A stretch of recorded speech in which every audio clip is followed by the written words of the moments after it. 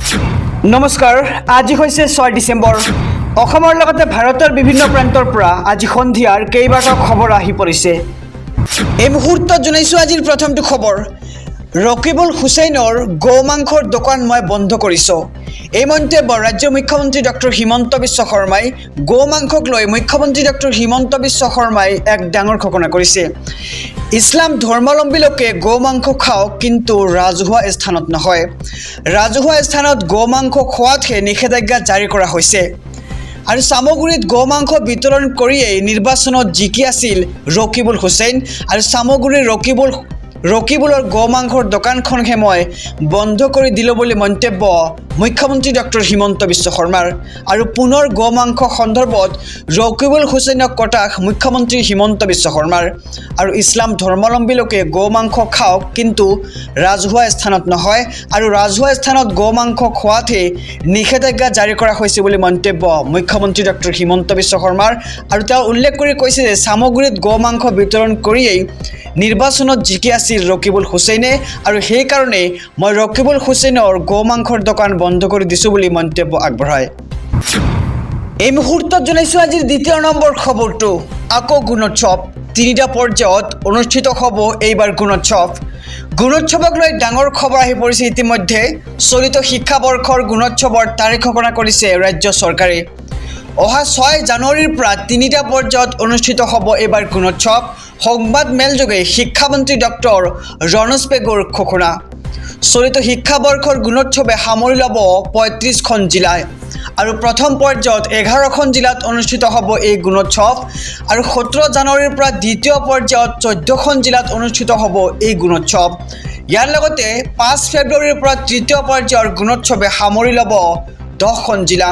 আৰু গুণোৎসৱক লৈ প্ৰথমবাৰৰ বাবে মুকলি হ'ল নিৰ্দিষ্ট পৰ্টেল গুণোৎসৱক লৈ ডাঙৰ খবৰ আহি পৰিছে আমি খবৰটো জনাই গৈছো এছবি অসম মিডিয়াৰ সমুদৰ্শকক যে এইবাৰ চলিত শিক্ষাবৰ্ষৰ গুণোৎসৱৰ তাৰিখ ঘোষণা কৰিছে ৰাজ্য চৰকাৰে অহা 6 জানুৱাৰীৰ পৰা ৰাজ্যৰ তিনিটা পৰ্যায়ত অনুষ্ঠিত হ'ব গুণোৎসৱ আৰু সংবাদ মেলযোগে শিক্ষামন্ত্ৰী ডক্টৰ ৰণোজ পেগুৱে কৰিছে এক ডাঙৰ ঘোষণা এই মুহূৰ্তত জনাইছো আজিৰ তৃতীয় নম্বৰ খবৰটো অসমবাসীৰ বাবে এটা ভাল খবৰ আপুনি ৰেশন কাৰ্ড পোৱা নাই নেকি যদি পোৱা নাই তেন্তে ভাল খবৰ আপোনাৰ বাবে কিয়নো আপুনি লাভ কৰিবলৈ গৈ আছে নতুনকৈ ৰেশন কাৰ্ড নতুনকৈ 20 লাখ পৰিয়ালক দিয়া হ'ব ৰেশন কাৰ্ডক লৈ পুনৰ ডাঙৰ ঘোষণা কৰিছে ৰাজ্য চৰকাৰে নতুনকৈ আৰু 20 লাখ পৰিয়ালক দিয়া হ'ব ৰেশন কাৰ্ড নোপোৱাকৈ কোনো যোগ্য পৰিয়াল নাথাকিব এতিয়াৰে পৰা আৰু সকলো যোগ্য পৰিয়ালে লাভ কৰিব ৰেশন কাৰ্ড আৰু ৰেশন কাৰ্ডৰ সৈতে আধাৰ কাৰ্ড লিংক কৰাৰ পিছতে ধৰা পৰিছে বহুতো ভুৱা ৰেশন কাৰ্ড আৰু ইতিমধ্যে প্ৰায় 12 লাখ পৰিয়ালে ঘূৰাই দিছে নিজৰ ৰেশন কাৰ্ডসমূহ আৰু 50 লাখতকৈও অধিক ভুৱা ৰেশন কাৰ্ড আছিল এই পৰ্যন্ত 62 লাখ লোকক দিয়া হৈছে নতুনকৈ ৰেশন কাৰ্ড আৰু ৰেশন কাৰ্ড লাভ কৰা প্ৰতিটো পৰিয়ালে লাভ কৰিব অৰুণোদয় আঁচনিৰ সুবিধাও